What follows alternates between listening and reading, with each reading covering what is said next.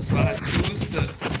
Heureux de vous accueillir pour notre nouveau rendez-vous des conférences pratiques dentaires. Ce soir, nous allons aborder le thème du handicap au cabinet dentaire avec la prise en charge de patients en situation de handicap, de tout type d'invalidité au sein de nos structures. L'objectif de cette conférence n'est pas de vous spécialiser dans un domaine de soins spécifique, mais de vous permettre de réduire un peu l'appréhension de l'inconnu, de mieux connaître tous les profils d'handicap et de faire émerger une rencontre riche et humaine entre les professionnels de santé et le patient en situation de handicap.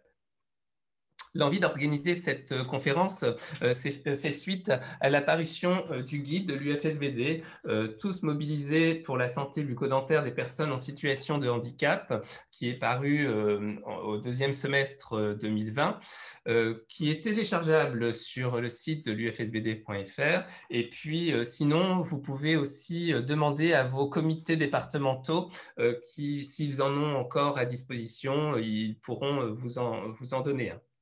Dans ce guide, il est très très complet et il vous apporte toutes les solutions un petit peu pour améliorer l'accès aux soins de qualité des personnes vivant avec un handicap, mais surtout de réaliser en amont toute la prévention que l'on peut mettre en place avec les protocoles d'hygiène bucco-dentaire, les conseils alimentaires, insister sur la visite annuelle, et ce avec la personne en situation de handicap, mais aussi et ou avec son aidant. Tout ceci pour limiter les soins et améliorer la santé bucco-dentaire du patient et par suite de sa santé générale. Enfin, nous évoquerons aussi, suite à l'application du supplément tarifaire dans la Convention des chirurgiens dentistes pour la prise en charge des patients avec un handicap physique ou moral, nous présenterons la grille APEX que l'on doit remplir pour justifier de cette majoration au cours des consultations ou au cours des soins. Le cadre est ainsi posé pour cette conférence. Il me reste à vous présenter son intervenant, le docteur Moussa Badran Sahar, qui est MCU-PH à l'Université de Reims, dans le département de santé publique, qui a une qualification de médecine bucco-dentaire avec soins spécifiques donc aux personnes en situation de handicap.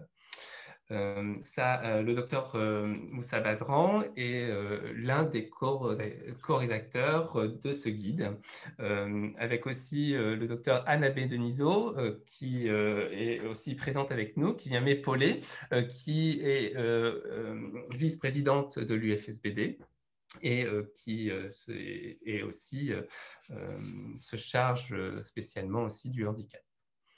Voilà, avant de laisser la parole, je vous rappelle que vous pouvez nous poser toutes vos questions en cliquant sur l'icône Q et R qui se situe en bas à droite de votre écran. On ne manquera pas d'y répondre à la fin de la séance. Voilà, Sahar, je vous laisse la parole. Merci beaucoup pour cette présentation. Donc, bonsoir à tout le monde. Je vais vous présenter effectivement comme un petit topo non exhaustif, mais uniquement une espèce, je dirais, de tableau global sur une rencontre particulière qui est celle du chirurgien dentiste et de la personne en situation de handicap. Donc, elle va se dérouler, cette présentation, sur un certain nombre d'axes. Tout d'abord, présentation des acteurs de cette rencontre. Avec Anne, on a choisi de certains handicaps. Ce n'est pas vraiment exhaustif, mais uniquement pour vous donner, en fait, alerter sur certains points particuliers qui peuvent attirer votre attention sur les handicaps les plus fréquents que vous pouvez rencontrer dans votre cabinet dentaire. Création aussi d'un parcours de soins. Alors, effectivement, le parcours de soins en général, ça a tendance à évoquer uniquement la médecine, mais le chirurgien dentiste a toute sa place dans ce parcours de soins. Il suffit juste de trouver individuellement comment on peut s'intégrer dans ce parcours qui est préexistant. En pratique, effectivement, qu'est-ce qu'on doit faire ou qu'est-ce qu'on peut faire pour améliorer cette relation avec la personne en situation de handicap? Et puis, la partie la plus importante, je pense que Anne ne dira pas l'inverse, sur la prévention et la prophylaxie, qui est quand même le cheval de bataille depuis longtemps de l'UFSBD. Et puis l'accessibilité au cabinet, bon, un sujet qu'on évoquera assez rapidement parce qu'il est censé être solutionné. Des dispositions légales et conventionnelles, notamment sur les points de vigilance d'un point de vue juridique, hein, pour rester dans les limites de ce qu'on peut faire chez une personne en situation de handicap. Et puis un petit rappel sur nos partenaires utiles pour cette prise en charge. Donc, tout d'abord, comment on explique le mot handicap? Alors, il est très intéressant en fait de voir l'étymologie du mot qui est hand in the cap en anglais, qui est la main dans le chapeau, et qui évoquait tout à fait l'inverse de ce qu'on pense actuellement, hein, cette notion péjorative qu'on a du handicap. Au départ, c'était tout à fait l'inverse. Ça veut dire que les personnes qui étaient surqualifiées pour le sport, notamment le sport épique, on leur mettait en fait la main derrière le dos pour diminuer, les mettre à égalité des chances avec les autres. Donc, le départ de ce mot est un départ très… l'étymologie est très positive. Et c'est avec le temps, quand ça a basculé dans la médecine, que ça a pris cette connotation un peu négative de manque, en fait, où on regarde la personne handicapée de par la déficience qu'elle a, et non plus de par l'égalité des chances qu'elle a dans la société.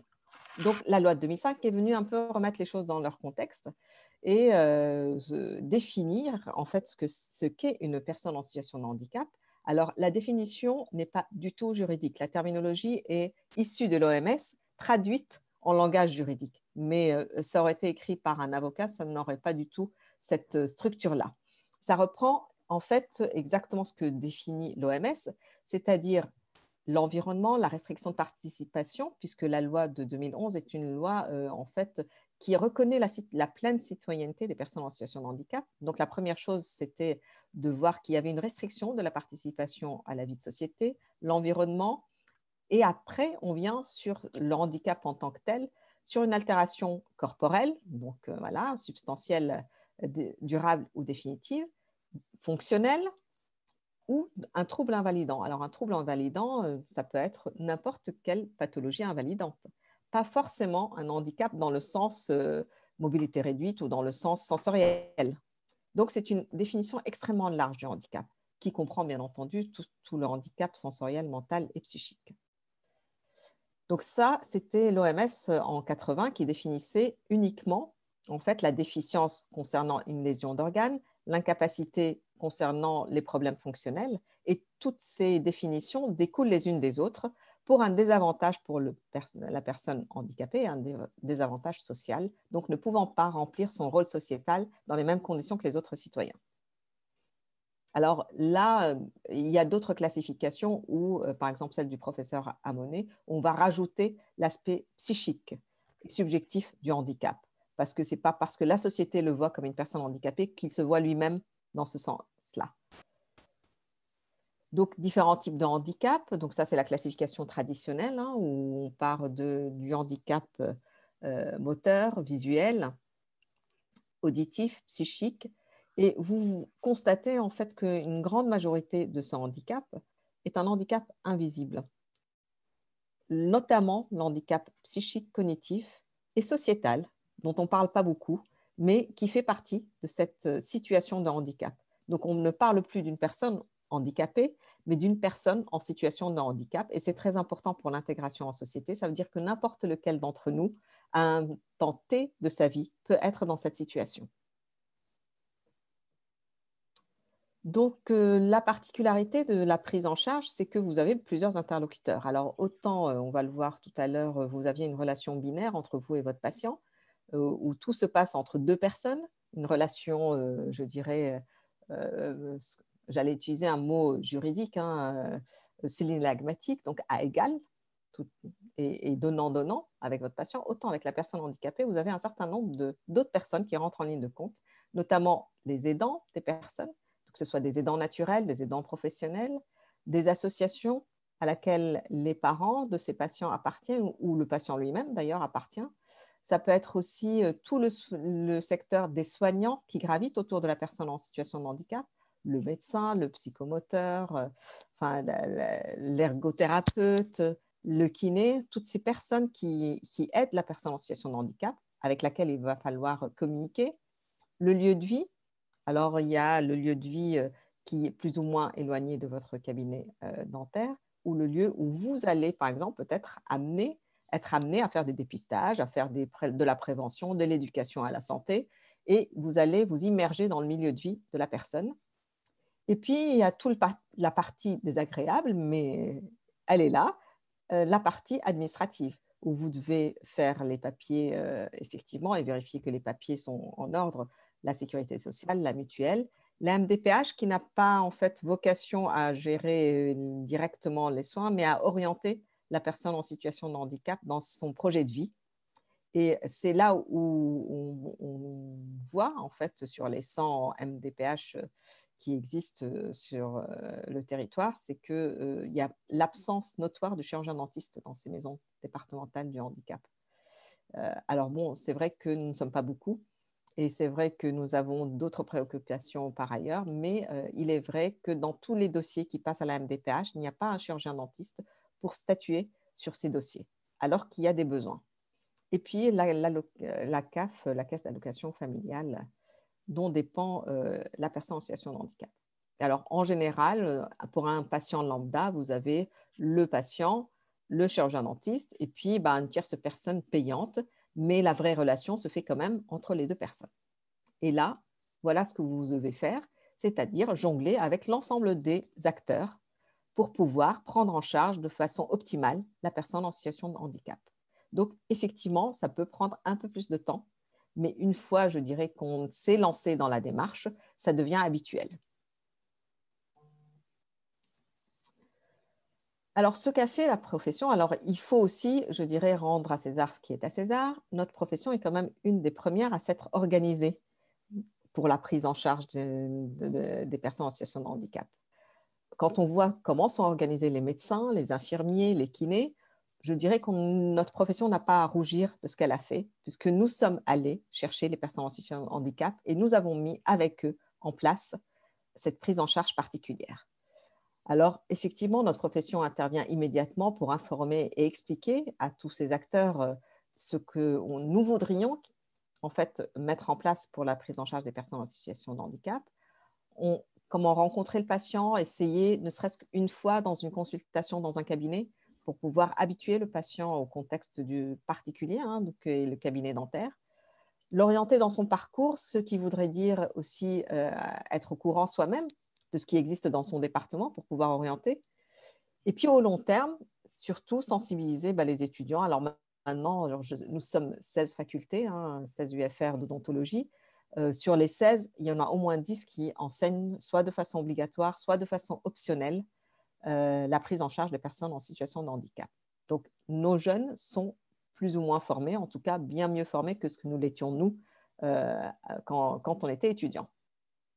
Dédramatiser en fait la situation de prise en soin des personnes en situation de handicap, non seulement pour la personne elle-même, mais surtout pour les accompagnants et les aidants, qui ont quelquefois encore plus peur que la personne elle-même de venir et de faire cette démarche au cabinet dentaire. Et donc, organiser les soins, alors après, c'est une adaptation ergonomique de chaque cabinet qui revient au chirurgien dentiste de mettre en place pour le prendre en charge. Alors, maintenant qu'on a fini, je dirais, de mettre en place les choses, le contexte global de cette prise en charge, on va parler d'un certain nombre de handicaps. Voilà, ce n'est vraiment pas exhaustif, mais uniquement pour attirer l'attention sur certaines particularités. Alors, l'épilepsie n'est pas un handicap, je précise tout de suite. C'est une pathologie neurologique qui peut arriver à n'importe quelle personne et qui peut se déclencher avec le temps. Donc, c'est une affection neurologique qui peut avoir des conséquences à moyen et long terme pour nous, surtout en chirurgie dentaire, notamment en matière de traumatologie, notamment en matière de lésions des muqueuses, notamment, donc si on veut uniquement insister sur l'aspect bucco-dentaire de cette pathologie. Donc, elle se manifeste par des états cliniques paroxystiques, donc des mouvements qui sont incontrôlés, hypersynchrone au niveau des neurones qui va déclencher une certaine réaction du patient sur le fauteuil. Alors, il y a certaines choses qui peuvent être mises en place pour diminuer les facteurs déclencheurs de cette pathologie, notamment s'informer auprès des aidants combien de crises d'épilepsie a ce patient, si elles sont espacées, quels sont les antiépileptiques qu'il prend, etc. Et plus vous trouvez qu'il y a d'antiépileptiques qui sont pris, moins la pathologie est régulée par la médecine. Et donc, plus il y a de risques qu'il fasse une crise d'épilepsie sur le fauteuil. Alors, rassurez-vous, ce n'est pas très compliqué. On laisse passer la crise. Si on arrive à mettre la personne en position PLS, on le fait. Si on n'arrive pas, eh bien, on laisse passer la crise, on laisse reposer le patient et on reprend après. Et ça se passe très bien. Certes, c'est un peu, je dirais, c'est un peu éprouvant de voir la crise sur le fauteuil, mais ça n'a pas de conséquences, en tout cas dans la majorité des cas. Donc, assez fréquentes, ces épilepsies dans différents handicaps parce qu'associées à un certain nombre de déficiences cognitives et de pathologies neurologiques. Les crises peuvent être partielles. En général, il y a des prodromes. Le patient communicant va vous dire « je vais avoir une crise ». Il le sent. Le patient qui ne communique pas, ce sont ses aidants qui vont vous aider à savoir qu'il faut s'arrêter là, que nous avons utilisé peut-être la lumière d'une mauvaise façon, peut-être que le son a déclenché, mais c'est d'où l'importance de ces aidants pendant le soin, pour qu'ils puissent vous guider. Parce que nous, on ne connaît pas bien le patient, mais eux, si. Donc, la crise se caractérise par des régions cérébrales. Donc, ça, c'est vraiment de la médecine pure. Donc, crise se caractérise par les régions cérébrales concernées, par son étiologie lésionnelle, idiopathique ou cryptogénique. Donc, en général, on demande, enfin en tout cas en centre hospitalier, on demande le carnet de santé du patient pour se rendre compte en fait de la gravité. Alors, j'ai rajouté juste en dessous, à côté de la dernière phrase, le numéro de l'ALD, puisque ça va vous permettre éventuellement d'ouvrir les droits à un transport à votre patient. Ça va vous ouvrir le droit à un certain nombre qu'on verra de suppléments qu'on pourra voir tout à l'heure à la fin de cette présentation. Alors, comment se passe la crise? Alors, le déroulé, souvent, il y a une perte de connaissance brutale, une phase tonique avec des contractions musculaires, avec des mouvements désordonnés, un relâchement total qui s'ensuit ensuite et une espèce de relâchement lingual qui peut paraître inquiétant de prime abord. Et une récupération avec une amnésie de ce qui s'est passé juste avant. Qu'est-ce qu'on fait dans ce cas-là? Eh bien, on va surtout faire en sorte que la personne ne se blesse pas. Donc, on va protéger le patient et l'éloigner de tout ce qui pourrait le blesser pendant cette crise. On chronomètre, oui, on pourrait le faire, mais en général, ça dure quelques minutes, entre 3 et 5 minutes. Au-delà de 5 minutes, on est en droit de s'inquiéter et donc d'appeler le SAMU. Donc, souvent, ce sont des choses qui sont très usuelles pour les personnes aidantes. Donc, elles savent gérer. Donc, pas besoin de paniquer quand on voit le patient la première fois. On peut mettre en position PLS. Alors, c'est possible pour certains patients, ça ne l'est pas pour certains polyhandicapés qui sont en coque. Donc, on laisse le patient, je dirais, reprendre son souffle tranquillement. Et puis, quand ça dure plus longtemps, on appelle bien entendu les secours. Alors, particularité de cette épilepsie, ce n'est pas l'épilepsie en elle-même. Certes, ça peut provoquer des chutes, des fractures dentaires, etc. Mais c'est surtout les traitements antiépileptiques qui sont en fait préjudiciables à la santé orale puisqu'ils sont à l'origine d'une hyperplasie gingivale assez importante qui va retarder en fait l'éruption dentaire, qui va entretenir une hygiène bucco-dentaire approximative et donc il y a souvent des problèmes parodontaux associés à cette prise d'antiépileptiques. Et puis des morsures, bien entendu, des tissus mous. Alors des morsures qui peuvent être extrêmement importantes et impressionnantes quand on voit en fait la crise d'épilepsie. Donc pendant les soins, se méfier en fait d'être alerte en fait. être alerte pour pouvoir réagir très vite en cas de survenue de cette crise. Et puis, attention à nos instruments.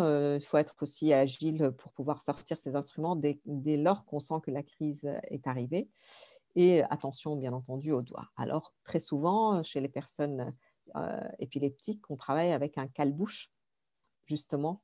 Et puis, il faut être, au moment de la crise, il faut retirer très vite ce cale-bouche pour laisser le patient passer sa crise tranquillement. Autre handicap assez fréquent également au cabinet dentaire, c'est la trisomie 21. Alors, je dirais que c'est la plus faible, entre guillemets, le plus faible des handicaps qu'on peut voir dans un cabinet dentaire, parce qu'il est très reconnaissable physiquement. Donc, c'est un phénotype assez caractéristique. Vous voyez bien le phénotype de la personne trisomique. Les points de vigilance pour cette trisomie, c'est souvent associé à des malformations cardiaques. Donc, il faut tout de suite poser la question sur est-ce qu'il faut que je me mette en antibioprophylaxie ou pas?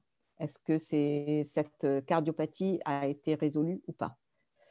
Et puis, beaucoup de troubles thyroïdiens. L'autre caractéristique osseuse et faciale, c'est la prognathie mandibulaire due à cette langue qui est en général immense chez les trisomiques 21, tout simplement par une hypotonicité musculaire. La trisomie 21 est caractérisée par cette hypotonicité au niveau des lèvres, au niveau des joues, et donc la langue prend ses aises dans ce contexte non contraint et fait avancer la mandibule, d'où le profil prognate. Des caractéristiques également des tissus mous, donc une langue volumineuse, plicaturée, une hypotonie labiale, donc forcément difficulté à fermer les lèvres avec toutes les conséquences qu'on peut imaginer qui vont avec. Et puis les caractéristiques dentaires, alors ce sont souvent des anomalies de nombre, de taille et de structure et un retard d'éruption. Les trisomiques gardent très longtemps leur denture temporaire et quelquefois qui persiste à l'âge adulte quelquefois.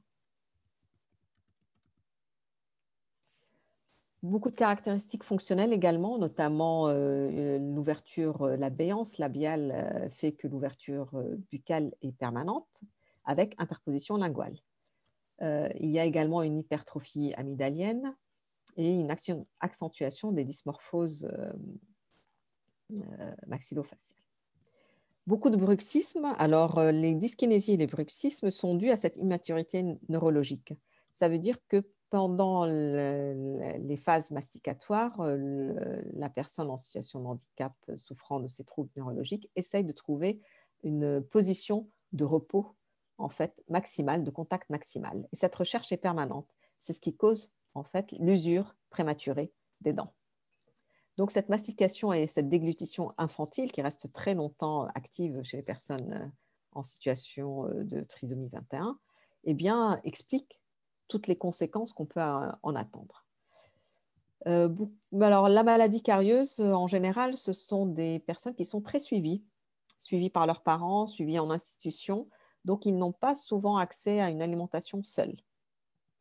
D'où une prévalence carieuse qui est assimilable à la population générale, quelquefois même bien meilleure que la population générale. Ils ont moins de caries quand ils sont jeunes, parce qu'ils sont suivis. Après, effectivement, cette trisomie 21 a des conséquences sur la maladie parodontale due à l'immunodéficience. Et donc, beaucoup de trisomie 21 sont susceptibles de perdre en fait leurs dents sans forcément avoir de caries. Alors, il y a effectivement la maladie parodontale, mais il y a également les dysfonctions. Cette interposition linguale et cette déglutition infantile fait que souvent, les trisomiques 21 peuvent perdre tout le secteur antérieur uniquement dû à cette dysfonction. Alors, la prévention bucco-dentaire pour les trisomiques 21, bien entendu, la motivation à l'hygiène est primordiale pour éviter toutes les complications cardiologiques et parodontales. La visite précoce, alors les recommandations internationales disent que normalement, la visite chez le chirurgien dentiste devrait se faire en préconception quand on suit les recommandations internationales, en tout cas américaines. Et en France, on a décidé que la visite précoce commençait à 3 ans, même si la Société française en odontologie pédiatrique avait conseillé que ce soit à 1 an. C'est valable pour toute la population, encore plus pour une population à besoins spécifiques. Donc, les techniques d'hygiène bucco-dentaire adaptées. Utilisation des fluorures topiques, oui. Alors là, je dirais que le bilan fluoré individuel est très important à réaliser chez les personnes en situation de handicap. Souvent, les aidants, ceux qui brossent les dents pour les personnes en situation de handicap, ne sont pas au courant de la teneur en fluor et ne savent pas en fait vous donner les indications. Donc, c'est là où prend tout son sens la prévention individualisée. Les recommandations alimentaires, normalement, voilà, c'est les mêmes recommandations alimentaires que pour la population générale. Alors, la particularité des trisomiques 21, c'est que, en fait, ce sont de bons vivants. Ils aiment bien manger, ils aiment bien, voilà, ils sont souvent très ronds parce qu'ils avalent tout rond. Ils ne prennent pas le temps de mastiquer. Et donc, nous, nos recommandations vont s'adresser principalement aux aidants sur la quantité, la qualité, la texture de l'alimentation qu'ils vont donner aux personnes trisomiques. D'où la place du chirurgien dentiste dans ce domaine. Donc, on peut effectivement résoudre ces problèmes fonctionnels si on voit très tôt le patient trisomique. Donc, il existe des appareillages orthodontiques d'interception qui permettent en fait de guider la langue surtout, puisque c'est le principal facteur de risque, et de stimuler certains points neuromoteurs, donc l'utilisation de plaques de myostimulation dès l'âge de 3 mois. Alors, ça arrive que les patients, alors il y a des parents très prévento-conscients qui vont venir consulter très vite, on va pouvoir les accompagner et arriver à un âge, je dirais, de maturité avec une déglutition qui est arrivée à maturité. Et il y en a d'autres qui viennent nous voir un peu tardivement, où il faut faire appel à un orthophoniste également pour aider à cette prise en charge. Autre polyhandicap. Je te coupe juste une précision que je peux faire. Il faut voir les enfants dès 1 an, mais ça c'est valable pour tous les enfants en fait. C'est ce qu'on préconise à l'UFSBD. Mais chez un enfant trisomique qui sort la langue, il faut bien dire aux parents qu'il est très important de rentrer cette langue dès qu'ils la voient sortir en fait. Et c'est très très simple à faire. Il suffit de leur dire de mettre le doigt sur la langue à chaque fois qu'ils la voient dehors. Et l'enfant à ce moment-là a un réflexe automatique de la rentrée et on voit des améliorations justement de cette pronassie vraiment importantes si ces parents font ça. C'est un geste très très simple qu'on peut leur donner, leur dire et ils font ça très facilement. Merci Anne. Donc on va reprendre sur un autre type de handicap, les IMC qu'on appelle maintenant paralysie cérébrale et qui est un état neurologique progressif suite à une lésion cérébrale où on se rend compte que la personne en situation de handicap en fait a beaucoup de troubles fonctionnels. Souvent, ce sont des personnes qui ne communiquent pas et qui ne marchent pas. Donc, effectivement, là, il s'agit d'handicaps un peu plus lourds à gérer. Souvent, ils sont dans une coque. Alors, nous ne sommes pas tous formés au transfert de coque. Donc, très souvent, il est recommandé de faire les soins dans le fauteuil du patient avec sa coque, à moins qu'il soit accompagné de ces ambulanciers qui, eux, ont une formation pour cela.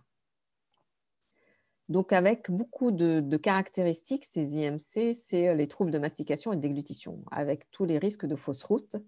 Et notamment, la première question qui vient à l'idée quand on voit une personne polyhandicapée, c'est est-ce qu'elle avale ou elle n'avale pas? Parce que du coup, il va falloir adapter le soin en quantité d'eau, en temps de pause, en aspiration.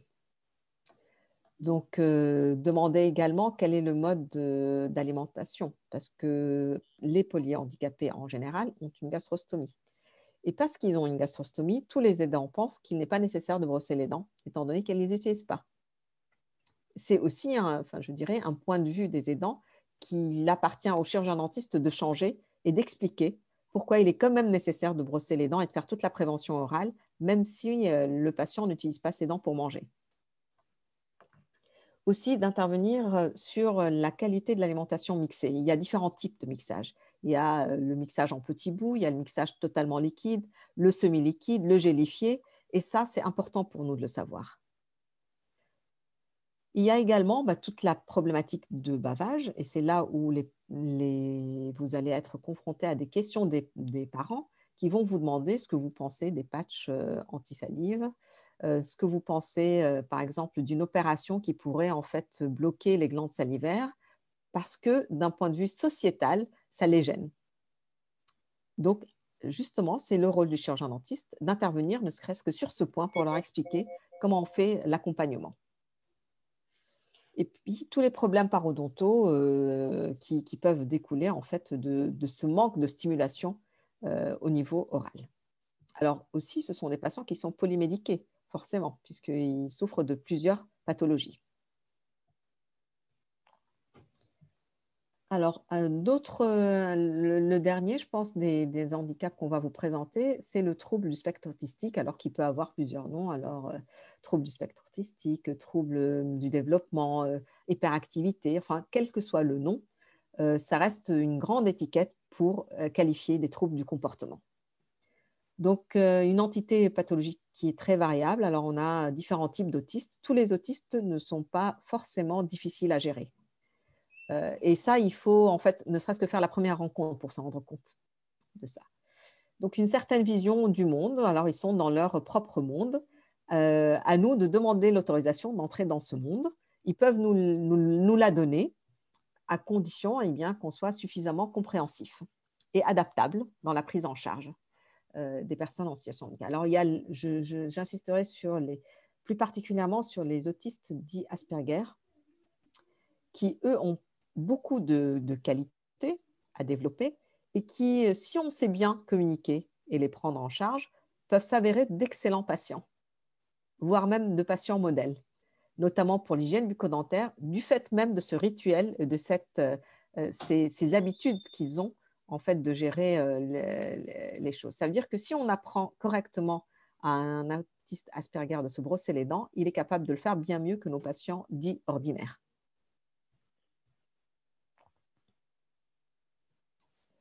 Il existe également pas mal de myopathies, notamment celle de Duchenne. Donc, le plus souvent, ce sont des modifications au niveau biomoléculaire, donc de la production de certaines protéines. Alors, on peut se poser la question sur l'accessibilité du cabinet, mais on verra que normalement, on est censé avoir résolu ce problème depuis 2019. Et puis, la faisabilité, parce que cela demande effectivement de travailler au moins à 4 mains, puisqu'il vous faut... il est évident que travailler tout seul dans son cabinet rend plus compliqué la prise en charge de ces personnes avec myopathie parce qu'elles ne sont pas aptes à vous aider elles-mêmes. Donc, vous avez besoin d'une assistante, ne serait-ce que pour l'aspiration, pour écarter les joues, etc., pour éviter tout incident pour la personne qui n'arrive pas en fait à gérer ces pathologies musculaires et pour vous aussi, pour vous rassurer. Alors, qu'en est-il du parcours de soins? Alors, effectivement, ces personnes en situation de handicap ont un parcours bien particulier, médical en général, mais il existe aussi un parcours de soins bucco-dentaire qui est totalement connu actuellement, où on peut en fait passer du cabinet de ville pour une première consultation à un cabinet un peu plus spécialisé, puis au milieu hospitalier si réellement les deux premières prises en charge n'ont pas abouti aux résultats escomptés.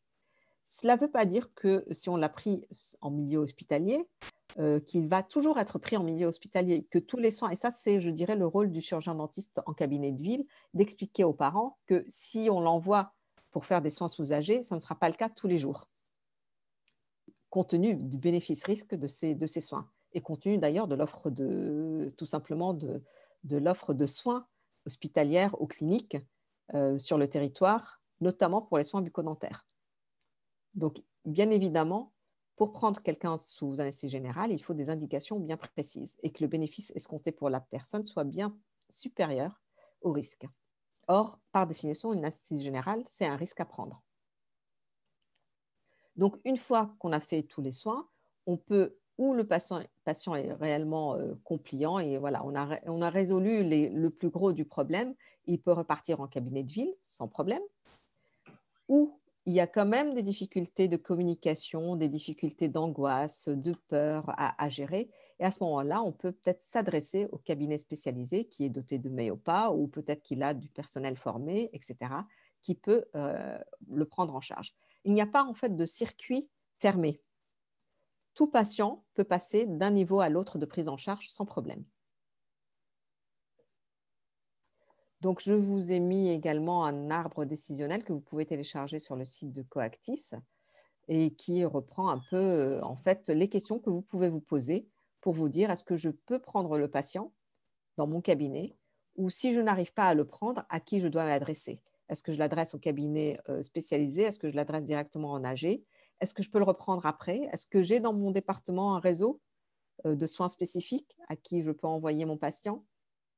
Voilà, donc c'est un arbre à titre indicatif. Je pense que l'UFSBD également a mis en place un arbre que vous pouvez, il me semble, retrouver dans le petit guide. L'organisation en cabinet de ville, alors comment on va s'organiser pour prendre en charge la personne en situation de handicap? Il faut s'organiser d'un point de vue spatial, donc avoir la place, temporelle, mettre en place des rituels et puis surtout aménager du temps pour le premier rendez-vous. Cette première rencontre est primordiale. Donc l'organisation spatiale, certes, il faut être accessible, et on va le voir tout à l'heure, mais l'accessibilité, depuis, je dirais, la première loi de 2005, s'est vue un tout petit peu assouplie avec le temps. Et on accepte une accessibilité minimale dès lors que la personne en situation de handicap a droit à avoir le même service que n'importe quelle autre personne pour le soin.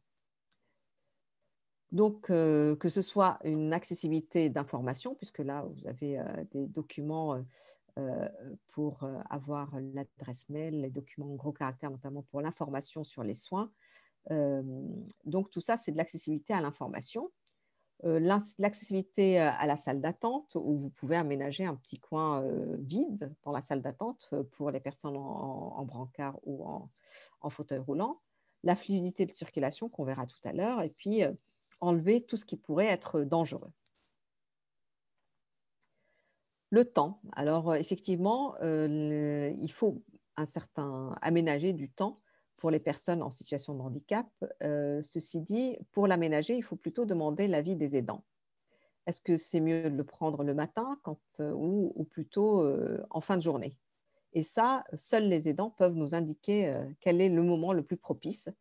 Donner un rendez-vous à un patient pendant sa seule activité de loisir également va poser problème. Donc, on s'adapte aussi à ce contexte général. Donc, coopération du patient, on va l'évaluer. Voilà, et puis on doit le caler de telle sorte à ce que notre image ne vienne pas empiéter sur quelque chose qui lui est agréable. Alors, bien entendu, on prend en considération le patient, mais il faut également prendre en considération la fatigue de l'équipe, puisque la prise en charge de la personne en situation de handicap se fait de toute l'équipe en même temps. Toutes les personnes de l'équipe sont importantes. La longueur des séances, alors normalement, on fait des séances relativement courtes parce que l'attention de la personne en situation de handicap est très courte. Et si on veut être optimisé, en fait, le temps, il faut réellement se tenir à ce qu'on présente dès le départ à la personne en situation de handicap. On peut également proposer ce qu'on appelle les consultations blanches. Alors, les consultations blanches ont pour effet de faire cette première rencontre, d'habituer le patient en situation de handicap au contexte du cabinet dentaire, au fauteuil, au bruitage, aux odeurs, enfin à tout ce qui pourrait en fait constituer un frein à sa prise en charge ultérieure. Bien entendu, c'est chronophage et pour le moment, ça n'est pas facturable. Mais je sais que beaucoup de personnes sont autour de la table de négociation actuellement pour en fait œuvrer à la facturation de ce temps qui est réellement nécessaire pour la personne en situation de handicap. Les besoins de rituels qui sont très importants et qui constituent un moyen en fait de lutter contre l'angoisse du patient. Donc il faut les comprendre, il faut les accepter. Important pour les enfants et les personnes handicapées. Et puis les visites de soins dentaires deviennent donc normales dès lors qu'on rentre en fait dans ce système d'acceptation de rituels. Les rythmes de séance, bien entendu, toujours dans le même ordre, surtout pour les personnes avec troubles autistiques. En fait, sur le planning, quand on a l'habitude de prendre des personnes en situation de handicap, on sait qu'est-ce qu'on doit faire et dans quel ordre, et on le marque en fait dans le dossier du patient pour s'en souvenir, pour rassurer le patient. C'est quelque chose qui est très important pour la prise en charge des personnes souffrant de troubles autistiques. On a également des outils de communication particuliers qu'on peut télécharger, qu'on peut demander aux aidants de télécharger dans les centres pour discuter, en fait, communiquer, informer la personne en situation de handicap. Donc, notamment, voilà quelques-uns, hein, le site Santé BD où vous pouvez choisir en fait le patient, choisir le praticien, et puis avec des fiches qui vont de la consultation à l'explication du détartrage, à l'explication des soins et des instruments qui vont avec. Donc voilà, vous choisissez sur ces fiches, et vous avez différents types de fiches explicatives à destination des personnes en situation de handicap. Et je précise qu'il y a aussi un onglet prévention bucco-dentaire. Voilà. Qui est important parce que ce n'est pas toujours facile d'expliquer totalement les différentes choses qu'on peut faire ou pour s'expliquer avec le patient. Donc, allez-y, vous verrez, c'est très bien fait. Donc, d'autres sites existent également, notamment pour tous les troubles dits dys, donc comme la dyslexie, comme dyspraxie, tous ces troubles en fait ont un site particulier où vous pouvez trouver également des outils. Alors, vous pouvez vous trouver ou tout simplement orienter les aidants pour faire le travail en amont. Il existe aussi Orphanet pour les pathologies génétiques, pathologies rares et orphelines, avec des indications. Alors, toutes les pathologies orphelines ne sont pas répertoriées dans Orphanet. Et il faut aussi se rapprocher dans ces cas-là du médecin traitant qui, lui, devrait être au courant en fait, de l'existence d'un protocole de prise en charge. Et puis surtout, vous intégrez-vous en tant que chirurgien dentiste dans ce protocole, notamment quand il y a, par exemple, je pense à l'ectodermie, hein, où il y a beaucoup d'agénésie. Si dans le protocole de prise en charge, le chirurgien dentiste n'est pas cité, la prise en charge risque d'être un peu plus compliquée, en tout cas beaucoup plus onéreuse pour le patient. D'autres sites comme SODEV qui s'adressent plutôt à une population d'ordre autistique. Le premier rendez-vous, c'est quand même, comme tous les patients, d'ailleurs pas seulement les patients en situation de handicap, c'est la rencontre qui donne la première impression. Donc, c'est la séance fondatrice de la relation de soins entre nous et le patient. Bien entendu, on prend comme pour tous les patients les renseignements habituels, patient et son comportement. Et pour pouvoir nous-mêmes évaluer notre capacité à le prendre ou pas. Donc, évaluer comment on peut le mettre sur le fauteuil. Est-ce qu'on peut faire l'examen endobuccal, sous quelles conditions, quels sont les soins possibles qu'on pourrait faire au fauteuil et quels sont les soins qui nécessitent qu'on réoriente le patient dans un parcours de soins spécifique. Bien entendu, il faut prendre en considération la peur et l'anxiété du patient. La peur est quand même quelque chose de positif à la base, hein, puisqu'elle nous permet de fuir le danger. Elle peut être maîtrisée quand on a la capacité en fait, de raisonner. Quand on n'a pas la capacité de le faire, ça peut très vite tourner à une angoisse inexpliquée.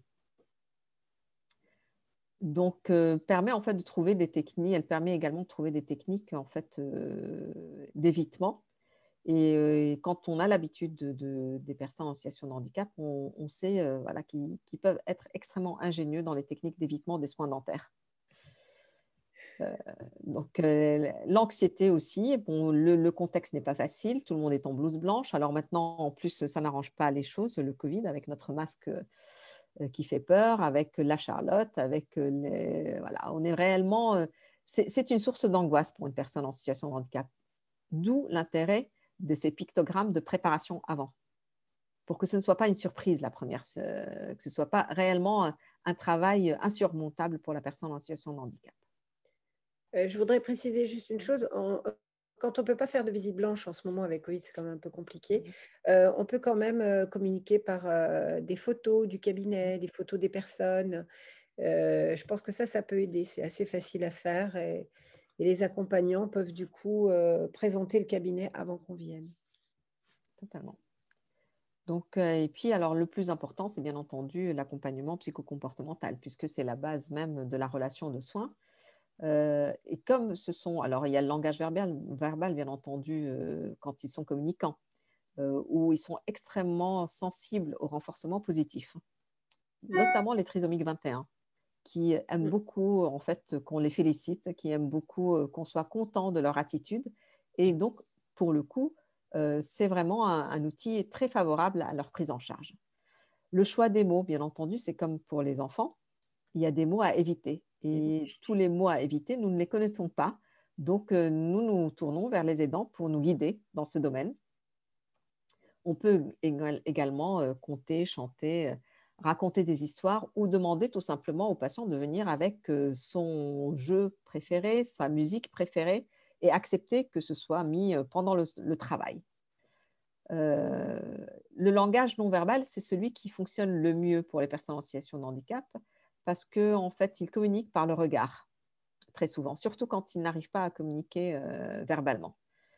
Le tell, show, feel and do. Alors, feel, très important pour les personnes en situation de handicap parce qu'ils sont très tactiles. Et j'avoue qu'en ce moment, c'est un peu compliqué puisque nous n'avons pas le droit de toucher. Et c'est très compliqué de leur expliquer qu'on ne peut pas les toucher, on ne peut pas les laisser nous toucher et toucher tous les instruments. C'est réellement, je dirais, un frein qu'on rencontre tous les jours quand on soigne ces personnes. Alors, en dehors du fait qu'il ne faut jamais mentir, hein, ni à un enfant, ni à une personne en situation de handicap, il faut aussi la rassurer. Mais nous, actuel, il est très compliqué en fait de le faire. Alors, en nation, et qu'on le fait quand même pour rassurer le patient, parce que nous n'avons pas d'autres moyens de communication. Et puis, il y a la technique du drap, alors qu'on utilise rarement, on utilise surtout, en fait, cette technique quand il y a des mouvements paroxystiques, quand le patient réellement ne peut pas contrôler. C'est souvent les polyhandicapés qui ont ces mouvements-là, qui ne peuvent pas contrôler, non pas parce qu'ils vous veulent du mal, ni qu'ils veulent vous pousser, mais qu'ils ne contrôlent pas, en fait, le mouvement des pieds et des mains, ce qui pourrait être dangereux pour eux comme pour nous. Donc, communiquer, c'est effectivement interagir, apprendre. Alors, il faut apprendre à détecter quels sont leurs besoins, quels sont leurs désirs, à percevoir très vite. En fait, ils arrivent, je dirais que quand on a l'habitude de traiter les personnes en situation de handicap, on voit très vite en les regardant ce qu'ils ont à nous dire. Voilà. Donc, concerne également nos échanges par écrit. Alors, par écrit avec tous les professionnels de santé, forcément, pour avoir les documents. Non écrit, c'est avec les aidants en général familiaux et médico-sociaux qui accompagnent. La communication est codée par un certain nombre de langages, voilà, que ce soit le langage oral, l'intonation de la voix. Alors, l'intonation de la voix, très souvent chez les personnes souffrant d'handicap sensoriel, quelquefois, on nous dit, moi je m'entends dire par les aidants, ça ne sert à rien de communiquer avec le patient, il ne vous entend pas. Certes, il ne m'entend pas, mais il perçoit les vibrations de ma voix. Il perçoit si je hausse le ton ou si je le baisse, si je suis angoissée ou si je ne le suis pas. Donc, il est quand même important de parler à une personne qui ne communique pas, même si tout l'entourage vous dissuade de le faire. Et de s'adresser à elle. Exactement. Et quand on est trop concentré, qu'on a un petit peu de mal à le faire, il ne faut pas hésiter à demander à l'aidant de nous aider dans cette démarche. Parce que leurs paroles à eux sont très entendues. Pas seulement dans le renforcement, des fois juste pour détourner l'attention ou pour fixer l'attention sur autre chose en racontant ce qu'ils vont faire après, comment ils vont sortir, quelles personnes ils vont voir. Et c'est de l'hypnose en réalité, hein, c'est une technique d'hypnose conversationnelle qui marche très très bien. Et il ne faut pas hésiter à les utiliser, même sur ceux qu'on pense qu'ils ne comprennent pas. Totalement. Et puis, bon, on peut aussi, pour certaines pathologies sensorielles, utiliser le langage des signes. Donc, nous, on n'est pas formés pour, hein, on pourrait, mais ils sont souvent accompagnés par des personnes qui le sont. Donc, n'hésitez pas, en fait, à utiliser les capacités de cette personne pour communiquer tout ce que vous avez à communiquer à la personne en situation de handicap. Il existe aussi tous les pictogrammes, hein, on a vu les sites sur lesquels on pouvait les télécharger, et puis d'autres moyens multimodaux comme la parole, le signe et l'image. Donc les documents écrits, bien entendu, ils doivent être lisibles et accessibles à tout le monde. Donc il existe également des fiches faciles à lire, à comprendre, pardon, faciles à lire et à comprendre, qui sont à destination des personnes en situation de handicap. Il y a certaines personnes voilà, malentendantes qui ne lisent pas forcément le français, et on peut remettre des documents écrits. On peut également, pour les personnes malvoyantes, avoir des documents en braille. En général, les accompagnants ont ce qu'il faut pour ça. Donc, on a des banques d'images, on a des sources maintenant, grâce à Internet, on a des sources d'images où on peut aller chercher. Donc, voici certaines sources sur Internet sur lesquelles on peut aller chercher des moyens de communication. Alors, quelquefois, ils viennent avec leur tablette, hein, et ils communiquent très bien avec. Donc, voici quelques exemples. Donc, ça peut être des pictogrammes dans un classeur. Donc, c'est souvent dans les IME qu'on observe ce genre de choses, où on nous donne un classeur et on demande enfin, ils préparent le patient à la venue au cabinet dentaire en mettant la bonne image sur le bon jour, qui est colorée d'une certaine couleur, pour donner des repères temporels et des repères de ce qui va être fait au patient. Toujours les outils de SODEV, où vous avez effectivement une espèce de BD que vous pouvez en fait télécharger et découper comme bon vous semble, pour être plus précis dans ce que vous voulez communiquer. Le sparadrap également, où on présente effectivement je vais chez le dentiste, où vous avez toute une histoire autour. Donc c'est tous les outils qu'on utilise aussi chez les tout petits, hein. Vous avez aussi là un petit récapitulatif de ce qu'on peut trouver sur Coactis sur le contenu de la consultation et le contenu de cette rencontre, qui va vous permettre de décider si vous le prenez avec ou sans prémédication, si vous le prenez avec ou sans méopa, etc. Donc vous pouvez la télécharger et voir un peu quelles sont les questions qu'on peut se poser en tant que chirurgien dentiste quand on rencontre pour la première fois une personne en situation de handicap.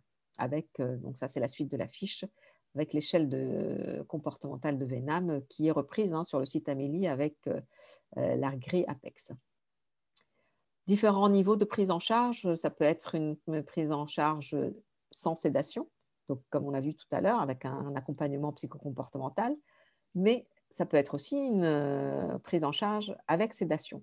Alors, bien entendu, nous avons certaines molécules qu'on utilise tout le temps, comme l'hydroxyzine, qui est un antihistaminique, ou certains diazépines qu'on peut utiliser. Alors, attention à ne pas prescrire d'emblée avant de se mettre en contact avec le médecin traitant ou le médecin coordonnateur du centre, parce que souvent, elles sont polymédiquées. Ils ont déjà dans la médication, dans les ordonnances qu'ils prennent quotidiennement, tout ce qu'il faut pour se calmer. Donc, on se met d'accord avec le médecin traitant pour soit décaler les prises, donc pour ne pas rajouter en fait une molécule supplémentaire à ce qu'ils prennent déjà, soit se mettre d'accord sur la substitution d'un médicament par un autre, 1 heure ou 2 heures, en fonction de la pharmacodynamique de la molécule, avant de venir au cabinet dentaire. Autre prise en charge sous sédation consciente, c'est le méopa, donc le mélange équimolaire oxygène protoxyde d'azote, qui a ses avantages, notamment chez tous les patients anxieux, phobiques, communicants, et qui peut présenter certains inconvénients, notamment chez les polyhandicapés qui respirent par voie orale, principalement, et pour lequel il n'est pas toujours efficace. Et quelquefois, on a des réactions, en tout cas paroxystiques, inverses de ce qu'on entend. Donc, le méopa, ça peut être une aide, mais ce n'est pas la panacée universelle pour la prise en charge. L'hypnose, la relaxation, la sophrologie sont d'autres moyens qu'on peut utiliser, à condition, bien entendu, d'avoir une communication valable et correcte avec son patient. Alors, bien entendu, les choix thérapeutiques sont des choix qui vont être adaptés à la personne. Ce n'est pas forcément les choix qu'on fait d'emblée quand on a une patientèle qui ne souffre pas de polyhandicap ou d'autisme, etc. Donc, bien entendu, les caries vont être soignés, peut-être pas avec la technique qu'on connaît habituellement. On va soigner avec ce qu'on appelle une technique micro-invasive. Donc, on va soigner par des techniques, je dirais, de temporisation qui ne sont pas forcément les techniques qu'on utilise habituellement. L'anesthésie, alors, elle est accompagnée toujours par la parole. L'anesthésie ne pose pas de problème en soi pour les personnes en situation de handicap parce que voilà, très souvent, ils ont tellement de vécu médical que votre anesthésie intrabuccale ne constitue pas en elle-même un frein. Donc, on fait un curetage, une désinfection à la chlorhexidine et une restauration très souvent au CVI. Alors, pulpotomie versus pulpectomie, bien entendu, il vaut mieux avoir une belle pulpotomie sur l'arcade avec une obturation étanche qui va augmenter la durée de vie de la dent sur l'arcade plutôt que de faire une pulpectomie aléatoire dans des conditions voilà, qui ne sont pas optimales et qui, à long terme, vont être iatrogènes plutôt que de rendre service aux patients.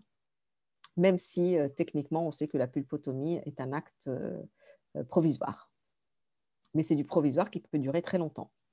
En théorie, il n'est pas cotable chez l'adulte, c'est un souci parce qu'elle n'existe pas dans la convention en tant qu'acte sur un adulte.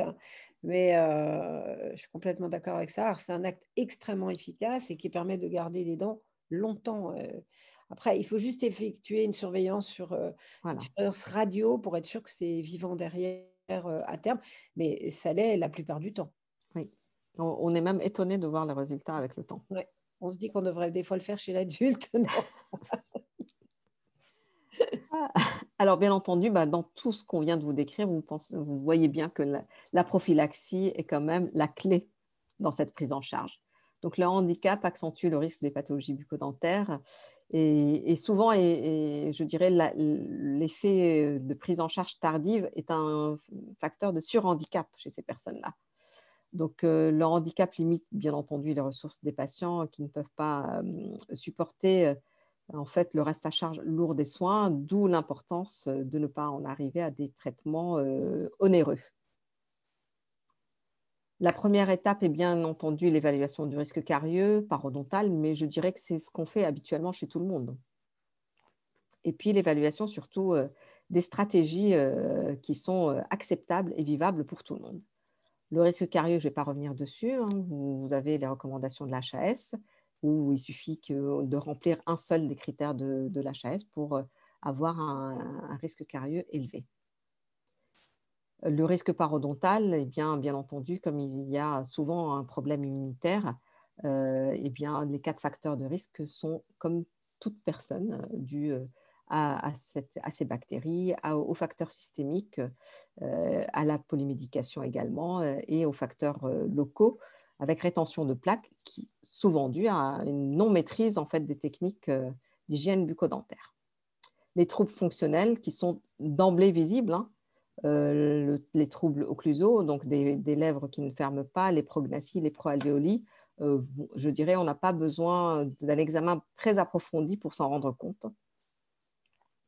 Et puis le risque traumatique, notamment pour l'apprentissage de la marche ou tout simplement pendant les séances d'étirement pour les polyhandicapés, où souvent il y a des chutes et des fractures, des traumas au niveau des dents antérieures. Alors, évaluer l'autonomie des patients, très important. Alors, est-ce que c'est le patient qui se brosse les dents tout seul? Est-ce que c'est les dents? Est-ce que c'est les parents? Et très souvent, on se rend compte que dans ce point de vue-là bien particulier, tout le monde se renvoie la balle en disant « mais si, il se brosse les dents tout seul ». Et puis, les parents disent « c'est pas nous, c'est le centre ». Et le centre dit « c'est pas nous, c'est les parents ».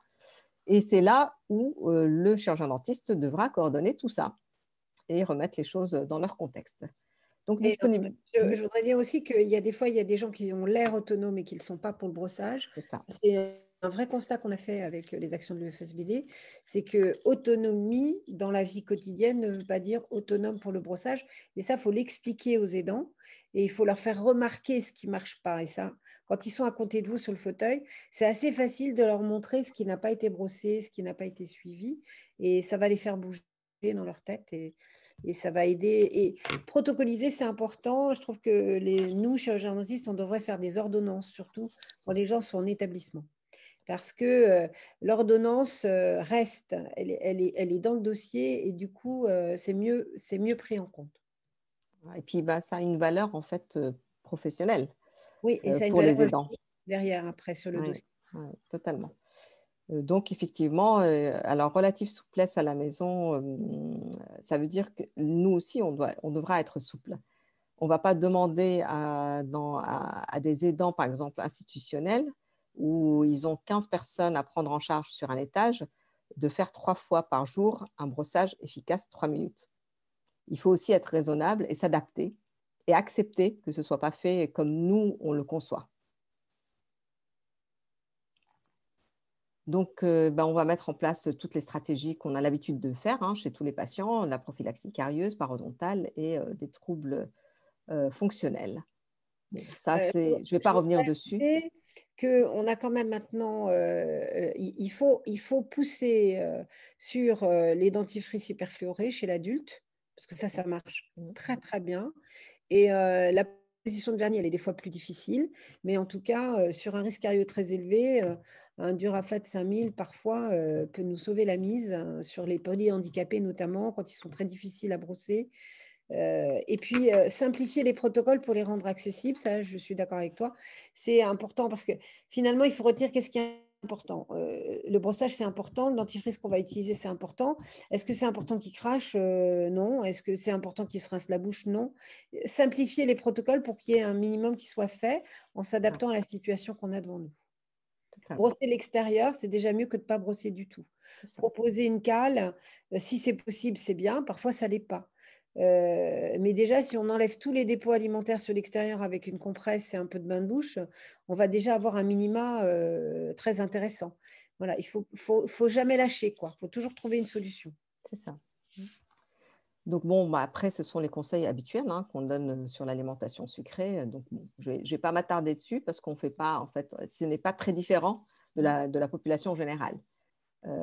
Et les seuls points où il faut insister, c'est que ce n'est pas parce qu'on a une gastrostomie qu'on ne doit pas se brosser les dents. Voilà. Et ça, c'est quelque chose qu'on a beaucoup de mal à faire comprendre aux aidants parce qu'ils ne comprennent pas la démarche. On a différents outils, donc on va leur expliquer d'aller chercher sur les sites qu'on vous a montrés tout ce qu'il faut pour apprendre le brossage des dents.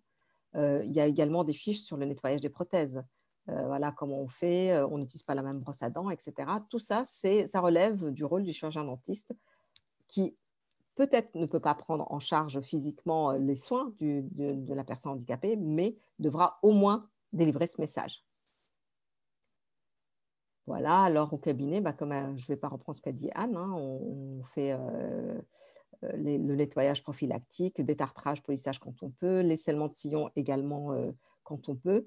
Et tout ça, en fait, il va falloir l'expliquer aux parents que plus la prise en charge est rapide et se fait très précocement, et plus on va éviter d'en arriver à des situations complexes qu'on ne pourra pas gérer. Donc, pareil, la prophylaxie parodontale, là aussi, je ne vais pas non plus m'attarder dessus puisque c'est quelque chose qui est fait habituellement chez tout le monde. La seule difficulté, c'est dans les cas d'épilepsie, les antiépileptiques, souvent la demande des parents, c'est de faire de la gingivectomie.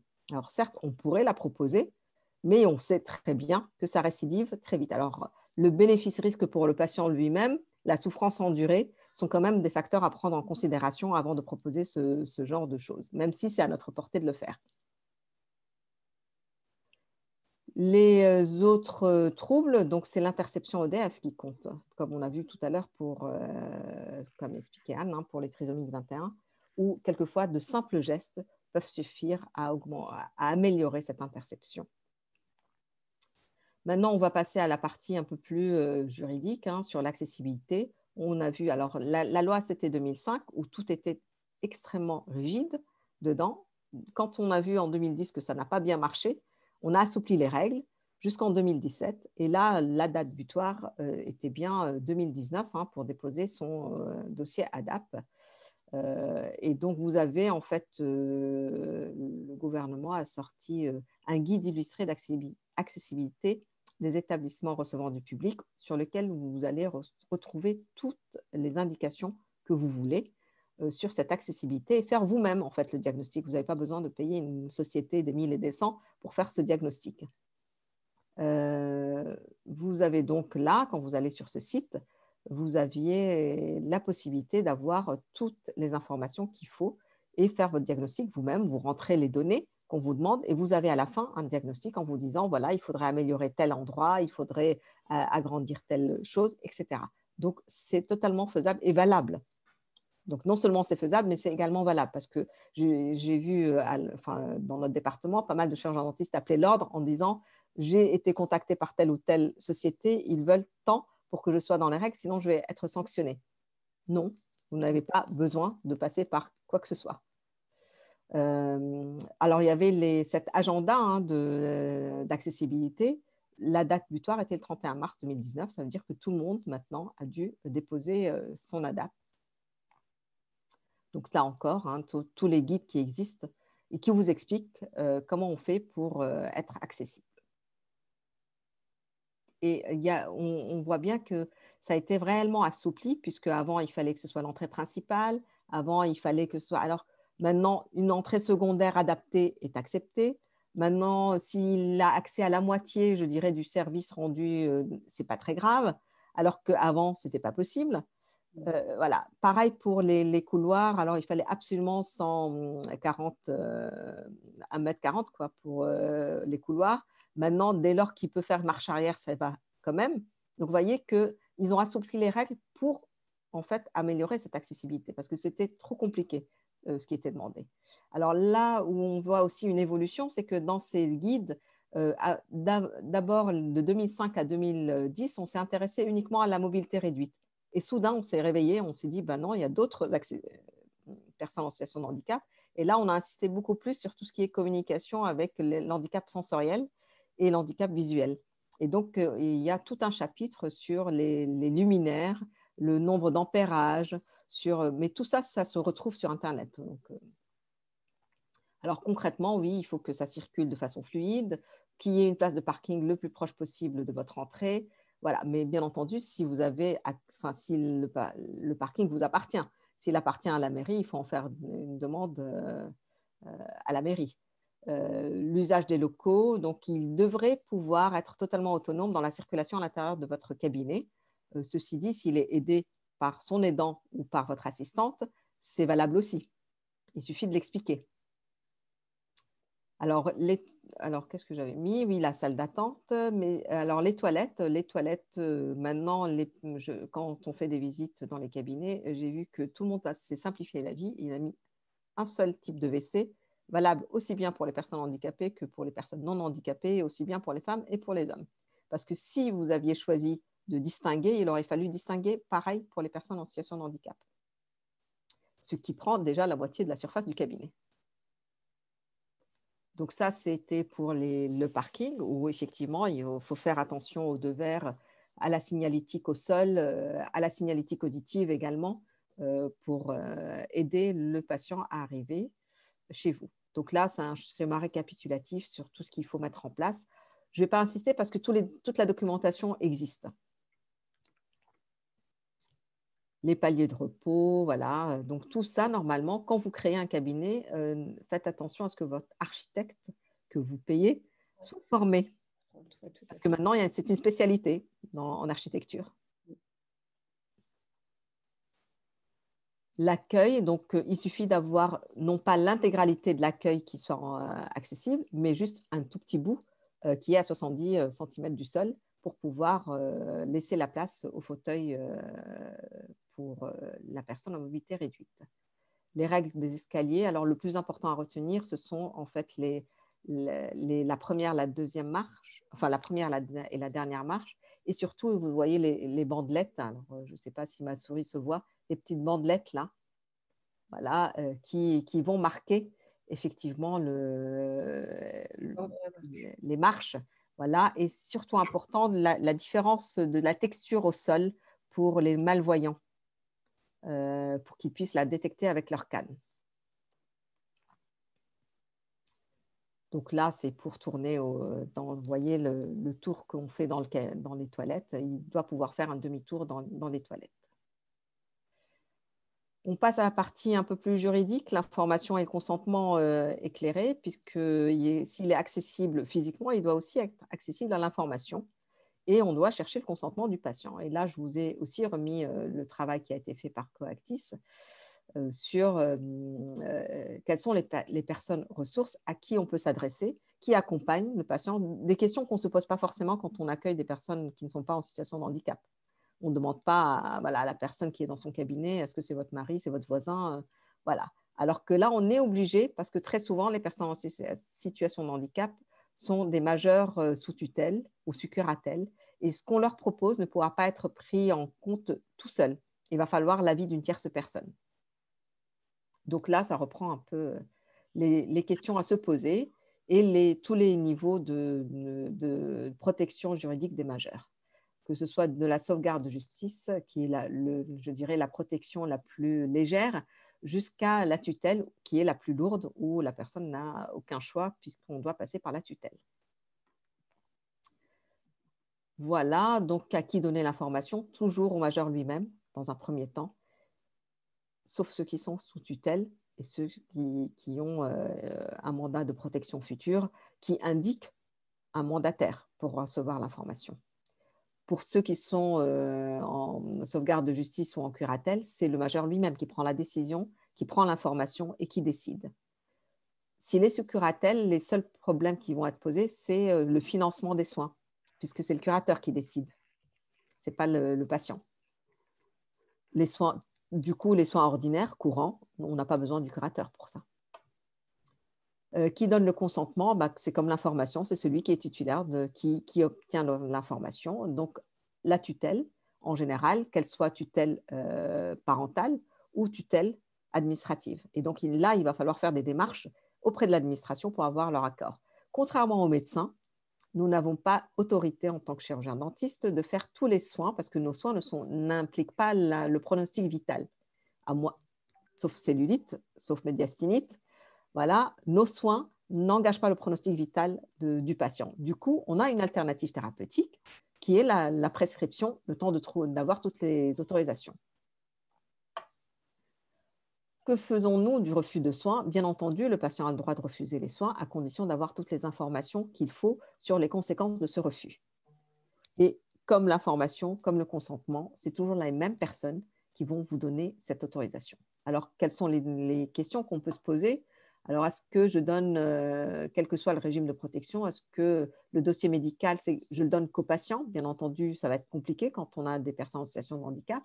Est-ce que je le donne qu'au tuteur? Est-ce que je contacte uniquement le médecin référent?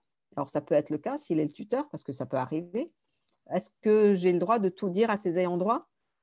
Voilà, est-ce qu'il y a un mandataire et est-ce que ce mandataire est missionné spécifiquement pour les soins bucco-dentaires? Est-ce que dans le mandat de protection future, il est dit qu'on peut aller chez le chirurgien dentiste? Et la personne de confiance, bien entendu, qui est là pour accompagner, pas prendre de décision à la place du patient. Et donc, souvent, on a à remplir ce genre de papier. Vous voyez, on donne des informations à l'administration pour nous donner les autorisations.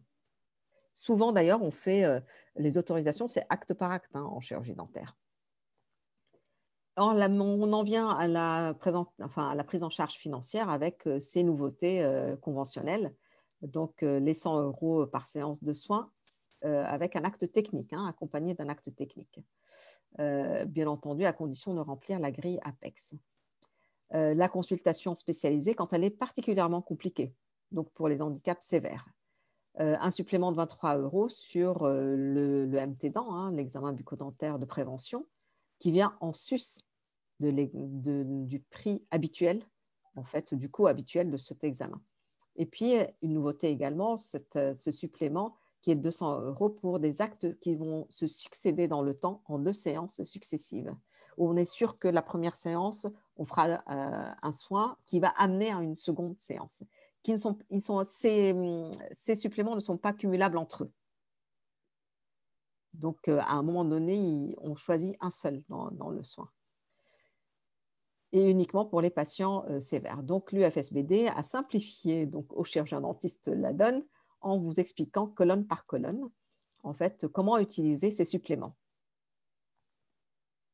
Alors, comment les utiliser? Eh bien, on va se référer à cette grille Apex, et on va voir dans cette grille que vous avez quelques items, et à chaque fois dans l'item, il va falloir cocher soit modéré, soit majeur, pour que ce soit pris en compte. En tout cas, pour que vous puissiez justifier du supplément si jamais on a un contrôle. Alors, un seul modéré ou Oui. un seul suffit sur toute la grille. C'est important parce que une des questions que vous pouvez vous poser, c'est si vous recevez beaucoup de gens d'un établissement notamment, eh bien, même si le patient est un peu plus facile parce qu'il a l'habitude de venir, parce qu'il est bien encadré, parce qu'il est bien préparé, ça vous a nécessité quand même beaucoup d'énergie, eh bien, la dernière case tout en bas, vous pouvez la cocher et du coup, vous êtes éligible effectivement au supplément. C'est important à préciser parce que des fois, c'est un peu perturbant parce que tout le reste, ben, en fait, maintenant, on se débrouille bien. Alors, on a bien habitué, on y arrive bien. Il a quelques refus, mais pas tant que ça. Enfin, voilà. Mais quand vous arrivez à la dernière case, de toute façon, ben, du coup, vous cochez quand même. Donc, même si vous êtes devenu très fort, vous pouvez quand même y avoir droit. Voilà. Et puis, il est important de la garder, surtout dans le dossier médical, parce Ouais. qu'en cas de contrôle, c'est ce qui justifie de la majoration. Mais Un peu maintenant, la comme majorité des logiciels la propose. le proposent. Et puis, ben, les partenaires, bien entendu, le FSBD, hein, qui, je dirais, qui a déjà facilité, elle a fait un travail de facilitation de compréhension sur la majorité de la prise en charge, quel que soit le domaine, hein, que ce soit sur le domaine juridique, financier, médical.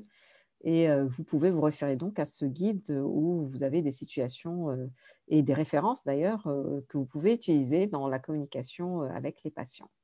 Vous avez aussi les nouveautés, hein, vous voyez que le gouvernement travaille d'arrache-pied hein, sur toutes ces problématiques de handicap, puisque c'est quand même l'enjeu majeur du quinquennat, la prise en charge du handicap, où en 2017, on a eu ce guide sur les problèmes somatiques. Hein. On a un chapitre entier consacré à la stomato là-dedans.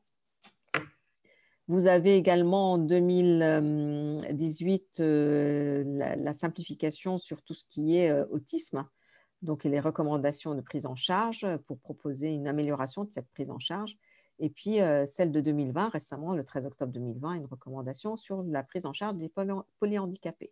Donc vous voyez qu'il y a pas mal de monde qui travaille dessus. Et je vous remercie de votre attention. Je reste à votre disposition pour toutes les questions. Désolée, c'était un peu long, mais voilà, c'est un panorama voilà, général sur tous les aspects de cette prise en charge. Exactement. Alors, juste pour préciser, effectivement, après le guide qui regroupe en fait toute l'expérience de l'UFSBD à tous les niveaux, c'est-à-dire au niveau local, au niveau de personnes à domicile, etc. Enfin, vraiment, c'est un travail qu'on a fait de récollection en fait de ce qui se fait depuis déjà pas mal d'années avec l'UFSBD et d'enquête. Et de ce guide, on a tiré plusieurs espaces, plusieurs articles, et vous allez pouvoir retrouver ça sur le site de l'UFSBD. Et notamment, on a dans nos fiches pratiques professionnelles, vous allez retrouver à peu près tout ce que ça vient de nous indiquer sur la première consultation, sur la tutelle, sur le droit, sur toutes ces fiches existent dans nos fiches pratiques au niveau du site de l'UFSBD, section professionnelle. Et le reste, on va ouvrir une partie handicap sur notre site patient et un espace pour les aidants, parce que ça nous paraît important de communiquer autour de tout ça. La prévention, ça marche chez les personnes handicapées. Hein. C'est hyper efficace. C'est là où on a le meilleur résultat en termes de prévention. C'est ça. Il ne faut pas s'en priver parce que c'est vraiment efficace. Très bien. Eh bien, un grand merci à vous deux, surtout à vous, docteur Moussa Badran, et puis à la participation de Anne. C'était très clair, très intéressant. On n'a pas de questions. Donc, il y a une seule question qui a eu lieu, c'est sur l'épilepsie. La crise sur le fauteuil, est-ce qu'on doit signaler aux urgences ou pas? Alors, moi, je pense que si elle est de 1 ou 2 minutes et qu'elle est accompagnée, et que le patient est accompagné par des gens qui connaissent son épilepsie, non. Mais si par contre, le patient est seul, on ne le laisse pas repartir tout seul parce qu'on n'est pas sûr qu'il ne refasse pas une crise dans le quart d'heure, dans les 10 minutes ou dans la demi-heure. Donc là, c'est très clair. Quelqu'un qui vous fait une crise d'épilepsie qui dure plus de 2 minutes, d'abord, il faut bien minuter, c'est important, parce que lui, en se réveillant, il ne va absolument pas se rendre compte de l'ampleur de la crise. Et ne jamais oublier que s'il n'est pas bien accompagné, ben, ça veut dire qu'il ne gère peut-être pas si bien que ça son épilepsie. Et donc, attention quand vous le laissez repartir. Vraiment. Je ne sais pas ce que tu en penses, Sahar, mais… C'est ce que voilà, on en avait discuté quand on a parlé, enfin, je l'avais dit, au-delà de 5 minutes, c'est là qu'on peut se paniquer. Oui, après ça 5 ne dure minutes, pas plus de 5 minutes. Je suis d'accord, il peut se faire des neurones. 5 minutes, on panique. Avant, non. Avant, ça se passe tout seul. Mais dans le handicap, ils sont accompagnés quand ils sont épileptiques. Oui, mais en général, ils sont tout le temps accompagnés. Hein. Avec ou sans crise d'épilepsie, il est rare que la personne en situation de handicap vienne d'elle-même toute seule toquer à la porte du cabinet. Alors, on a, si les questions commencent un petit peu à arriver, une question d'une praticienne. Beaucoup de parents nous disent que leurs enfants ont un trouble à spectre autistique, mais ils ne s'en rendent pas, eux, forcément compte en tant que chirurgien dentiste. Faut-il que les patients soient en ALD pour bénéficier de cette prise en charge? Non. La prise en charge, vous voulez dire la prise en charge du supplément handicap? Oui, je pense, oui. Non, justement, non. D'accord. Très bien. Une autre question, enfin, ce n'est pas une question, c'est plutôt un conseil que nous donne un confrère qui nous parle pour les patients autistes et polyhandicapés, nous conseille d'utiliser une aspiration à bout fixe. Alors honnêtement, moi, j'utilise que des rigides Oui, parce moi qu'ils me servent de cale-bouche. Moi aussi. En fait, voilà, j'utilise l'aspiration, la grosse aspi chirurgicale et qui nous sert effectivement d'ouverture buccale en même temps. Bien de sûr. cale-bouche en même temps. Parce qu'en en fait, ça empêche le patient de refermer sur la turbine. C'est ça. C'est très pratique. Oui, bien sûr.